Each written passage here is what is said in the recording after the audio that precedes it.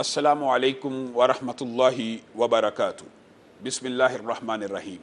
Programme چھوٹا عمل بڑا ثواب کے ساتھ میں ہوں آپ کا میزبان حافظ ہشام الہی دہیر۔ معزز سامعین گرامی قدر، کل کے پروگرام کے اندر ہم نے آپ کے سامنے آیت الکرسی کی ایک فضیلت یہ رکھی تھی کہ ابو امامہ سے یہ روایت موجود ہے کہ جو بندہ ہر نماز کے بعد آیت الکرسی پڑھتا ہے اس کے اور جنت کے مابین صرف موت کا فاصلہ ہے۔ آیت الکرسی چھوٹا عمل بڑا ثواب کے حوالے سے تو یہ اجر و ثواب رکھتی ہے، لیکن اس کے علاوہ بھی اس کے بہت سے فضائل اور مناقب احادیث کی کتاب میں موجود ہیں۔ مشہور احادیث ہیں حضرت ابو ہریرہ کی، حضرت ابو ایوب انصاری کی، مشہور روایات ہیں جن کا خلاصہ آپ کے سامنے رکھنا چاہتا ہوں کہ حضرت ابو ہریرہ کی ڈیوٹی نبی کریم صلی اللہ علیہ وسلم نے رمضان کے ایام میں غلے کے اوپر لگائی۔ ایک چور آیا، اس نے چوری کی، حضرت ابو ہریرہ نے پکڑ لیا۔ حضرت ابو ایوب انصاری کی حدیث کے اندر 3 دن لگاتار آتا رہا۔ دونوں واقعات میں مماثلت بھی موجود ہے، اور دونوں واقعات میں جو بات بتلانی مقصود ہے وہ یہ ہے کہ حضرت ابو ہریرہ نے جب پکڑا اور کہا کہ میں تجھے نبی کریم صلی اللہ علیہ وسلم کی بارگاہ میں لے چلوں گا، اور حضرت ابو ایوب انصاری نے بھی پکڑا اور کہا نبی کریم کی بارگاہ میں لے کے جاؤں گا، وہاں پہ صرف اتنا فرق موجود ہے، وہ 3 دن تک آتا رہا، یہاں پہ 1 دن کی بات موجود ہے۔ اور جاتے وقت دونوں روایات کے اندر الفاظ ایک ہی ہیں کہ انہوں نے کیا کہا، اگر تم ایک آیت قرآن پاک کی پڑھ لیا کرو، تم خود جو ساری رات حفاظت کے لیے کھڑے ہو، تو اللہ رب العزت تمہارے لیے آسمان سے ایک محافظ اور نگہبان مقرر کر دے گا جو تمہارے مال کی حفاظت کرے گا۔ کیا میں تمہیں ایک ایسی بات نہ بتلاؤں، ایک ایسی آیت نہ بتلاؤں کہ صرف تم پڑھ لو تو تمہیں حفاظت کی بھی ضرورت نہیں رہے گی؟ لیکن یہ بات یاد رکھیے کہ اسلام کے اندر توکل کا جو باب ہے اس کے ساتھ یہ جو معاملات ہیں حفاظت کے وہ پورے کے پورے کرنے ہیں۔ توکل یہ نہیں ہے کہ انسان اونٹ کو باندھے ہی نہ اور کہ اللہ کی سپرد، بلکہ توکل یہ ہے، نبی کریم نے فرمایا کہ اونٹ کو باندھنا ہے، رسی کے ساتھ باندھنا ہے، پھر کہنا اللہ کی سپرد۔ گویا حفاظت کرنی ہے، لیکن انسان بشری تقاضے کے تحت اگر سو جاتا ہے یا ساری رات کسی چیز کی حفاظت نہیں کر سکتا بشری تقاضوں کی پیش نظر، تو آیت الکرسی پھر وہاں پہ مجرب ہے۔ اس سے مراد یہ نہیں ہے کہ انسان کسی بھی قسم کی حفاظت کے بغیر صرف آیت الکرسی پڑھ لے اور کسی قسم کا لاک اینڈ کی کا کنسیپٹ ختم کر دے، اس سے مراد یہ نہیں ہے۔ لیکن انہوں نے کہا کہ ہم آپ کو ایک ایسی بات، ایسی آیت کی خبر نہ دیں کہ اگر آپ وہ پڑھ لیں اللہ کی طرف سے محافظ اور نگہبان مقرر ہوگا۔ تو اس معاہدے، اس کنٹریکٹ کی بنیاد کے اوپر انہوں نے، دونوں صحابہ نے چھوڑنے کا ارادہ کیا، تو ان دونوں نے جو بات بتلائی وہ کیا تھی، اگر تم آیت الکرسی پڑھ لو تو تمہیں اس طرح ساری رات جاگنے کی ضرورت بھی نہیں رہے گی۔ تو مجھے اور آپ کو اپنے گھروں کے اندر، اپنے اموال کے لیے، اپنے مال تجارت کے لیے، اپنی اولاد کے لیے اس آیت الکرسی کو پڑھنا چاہیے۔ اگر ہم یہ پڑھ کے پھونک مار دیں گے تو اللہ رب العزت کی طرف سے حفاظت کرنے والا ایک نگہبان مقرر ہو جائے گا۔ آگے چلیے، اسی طرح قرآن پاک کی بہت سی صورتوں کے مختلف فضائل ہیں، لیکن اس بات کو لمبا کرنے کی بجائے میں مختصراً آپ کے سامنے رکھوں گا کہ سورت بقرہ کے ساتھ سورہ آل عمران بھی پڑھنی چاہیے شیاطین کے لیے، کل آپ کے سامنے یہ بات رکھی۔ اس کے آگے چل کر ایک سورت ہے سورت کہف، جس کے بارے میں بہت سی روایات موجود ہیں، جن میں سے 2 روایات حسن درجے کی یعنی صحیح درجے کی ہیں، اور بعض ضعیف روایات بھی موجود ہیں۔ پہلی بات، جو بندہ سورت کہف کی ابتدائی 10 آیات کو یاد کر لیتا ہے وہ دجال کے فتنے سے بچ جاتا ہے۔ یہ کتنی بڑی بات ہے کہ انبیاء دجال سے پناہ مانگتے رہے۔ نبی، کوئی رسول ایسا نہیں آیا، کوئی پیغمبر ایسا نہیں آیا جس نے بکری نہ چرائی ہو، اور کوئی رسول اور پیغمبر ایسا نہیں آیا جس نے فتنہ دجال کے بارے میں خبر نہ دی ہو اور اس سے پناہ نہ مانگی ہو۔ اگر رسول، انبیاء اس فتنے سے پناہ مانگتے ہیں تو ہمارے نبی نے تو ہمیں یہ بات بتلا دی کہ اگر میرے امتی اس فتنے سے بچنا چاہتے ہیں تو کیا کریں؟ صرف سورہ کہف کی ابتدائی 10 آیات کو حفظ کر لیں تو وہ دجال کے فتنے سے بچ جائیں گے۔ معزز سامعین گرامی قدر، دجال کا فتنہ اتنا عظیم ہے، اتنا بڑا ہے کہ ہم تو آپ دیکھیں کہ چھوٹے چھوٹے دجالوں کے فتنوں میں پھنس جاتے ہیں۔ ہمارے پاکستان کے اندر تو جو پکڑا جائے صرف وہی جیلی پیر ہوتا ہے، باقی سارے اصلی ہوتے ہیں۔ تو دجال کو تو اللہ تعالیٰ نے ایسی پاورز بھی دی ہوں گی کہ وہ مردوں کو بھی اگر کہے گا نا کہ زندہ ہو جائیں گے، بارش اس کی مرضی سے ہوگی، جنت جہنم اپنے ساتھ لے کے پھیر رہا ہوگا، اتنی تیز رفتاری سے سفر کر رہا ہوگا، تو اس کے اوپر تو ایمان لانا بڑا آسان ہوگا. ہر بندہ چھوٹے چھوٹے شعبدہ بازوں کے آگے ڈھیر ہو جاتا ہے، تو اس کے تو شعبدہ بازی کی انتہا ہوگی. تو مجھے اور آپ کو اگر اس فتنے سے بچنا ہے، ہمیں صرف سورہ کہف کی ابتدائی 10 آیات کو یاد کر لینا چاہیے. اسی طرح سورۃ کہف کی چھوٹا عمل ہے اور بڑا ثواب ہے. نبی کریم صلی اللہ علیہ وسلم نے فرمایا کہ جو بندہ جمعے کے روز اس سورت کی تلاوت کر لیتا ہے تو ایک جمعے سے لے کر دوسرے جمعے تک اس کے لیے نور ہو جاتا ہے. کیا مطلب؟ اس حدیث کی بہت زیادہ تشریحات محدثین نے کی ہیں. نور ہو جانے سے کیا مراد ہے؟ اس کی بہت سی تشریحات ہیں، جن میں سے جو راجح ترین بات یہ ہے کہ انسان کے دل کے اندر اللہ رب العزت گناہوں کے سامنے ایک رکاوٹ کھڑی کر دیتا ہے.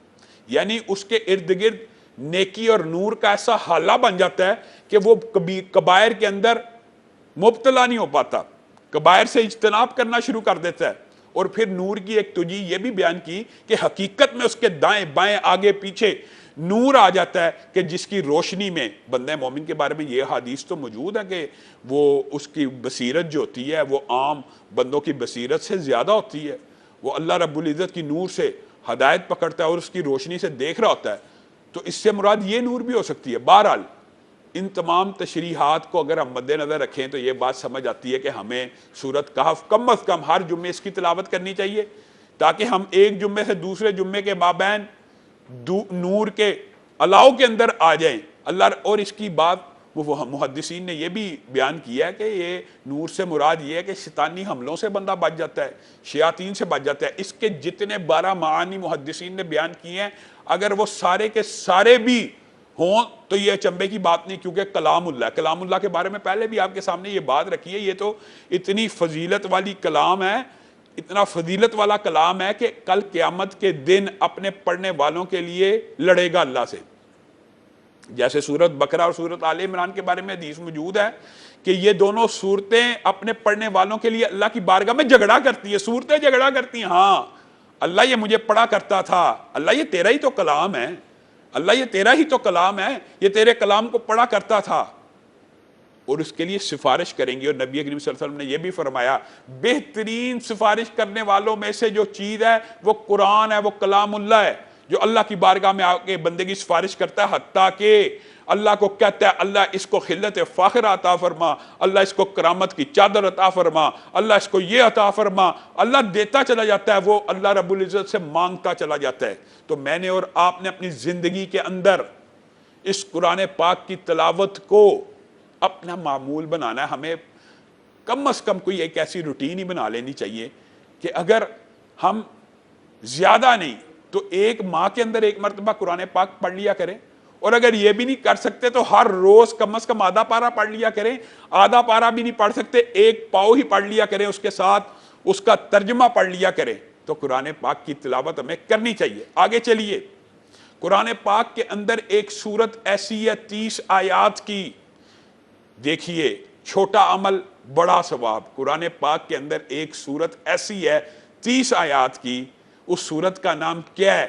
ہم آپ کے سامنے یہ بات رکھ رہے تھے کہ نبی کریم صلی اللہ علیہ وسلم نے ارشاد فرمایا کہ قرآن پاک کے اندر ایک سورت ایسی بھی موجود ہے جس کی آیات 30 ہیں، اور یہ 30 آیتوں کی سورت جو بندہ اس کے اوپر مداومت کرتا ہے.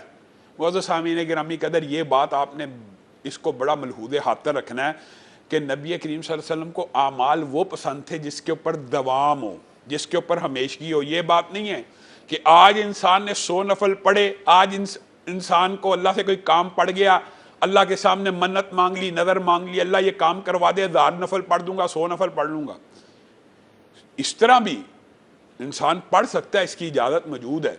لیکن جو بات آپ کے سامنے رکھنا چاہتا ہوں وہ یہ ہے کہ نبی کریم صلی اللہ علیہ وسلم نے فرمایا بہترین اعمال وہ ہوتے ہیں جن کے اوپر دوام ہو، ہمیشگی ہو.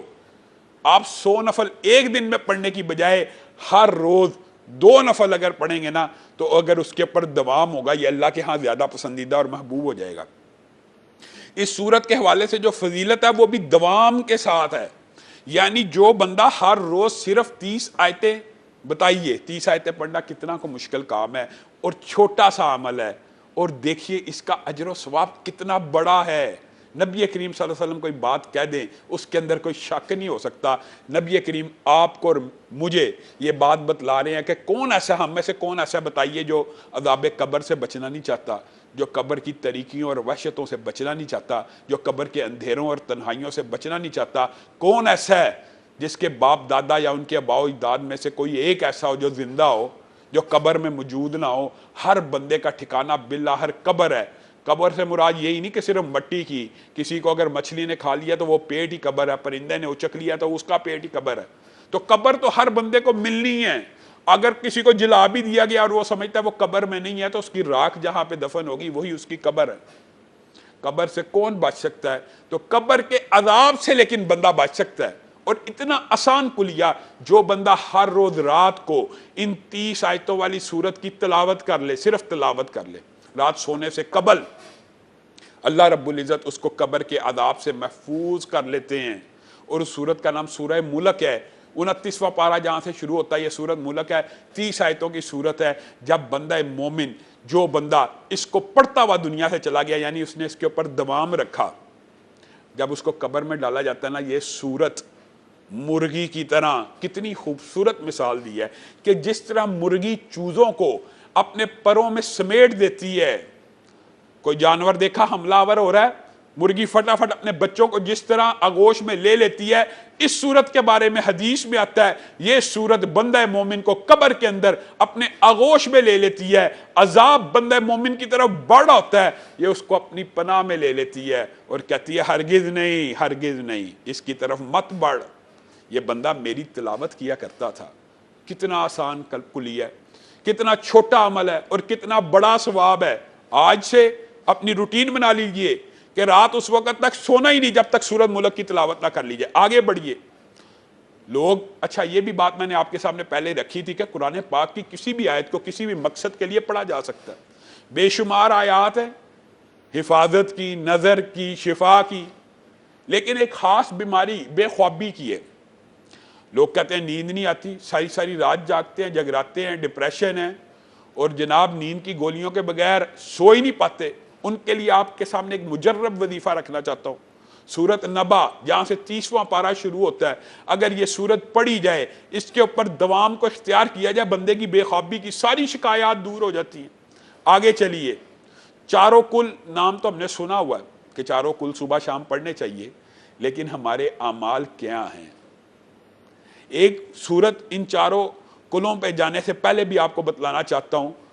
عموماً لوگ یہ سوال کرتے ہیں کہ لڑائی جھگڑے بہت ہیں گھر کے اندر، میاں بیوی کا جھگڑا، آپس میں محبت نہیں ہے۔ اس کے لیے، بچوں کی محبت کے لیے، میاں بیوی کی محبت کے لیے ایک بہت مجرب صورت ہے، اور وہ صورت ضحیٰ ہے، والضحیٰ واللیل اذا سجی والی۔ یہ اگر کثرت سے پڑھی جائے تو محبت اللہ تعالیٰ دلوں میں ڈال دیتا ہے، اور محبت اللہ ہی کی طرف سے ہوتی ہے، مودت اللہ ہی کی طرف سے ہوتی ہے۔ تو جس کو یہ شکایت ہے کہ میرا خامن مجھ سے محبت نہیں کرتا، یا بیوی نہیں کرتی، یا اولاد سے، وہ سورت والضحیٰ کثرت سے پڑھ کے ان کو پھونکے۔ دوسری بات، اس کے ساتھ سورت علم نشرہ ہے۔ جو بندہ یہ سورت کثرت سے پڑھتا ہے، سینے کے جتنے امراض ہیں دور ہو جاتے ہیں، سینے کی جتنی بیماریاں دور ہو جاتی ہیں، اللہ تعالیٰ سینے سے بوجھ کو اٹھا دیتا ہے۔ یہ اتنا مجرب وظیفہ ہے کہ ہمارے بعض ساتھی بیان کرتے ہیں کہ بعض لوگوں کو ڈاکٹروں نے ریکمینڈ کیا کہ ان کی جو ہوگی ہارٹ کی سرجری ہوگی، ان کا باقاعدہ آپریشن ہوگا، ان کے ہارٹ میں سٹنٹ ڈالے جائیں گے، اور انہوں نے یہ کثرت سے سورت پڑھی، اللہ رب العزت نے سینہ کھول دیا اور ان کی کوئی اوپن ہارٹ سرجری نہ ہوئی۔ اب چاروں کلوں کی طرف آتے ہیں۔ ان میں سے پہلا کل یا ایھا الکافرون ہے۔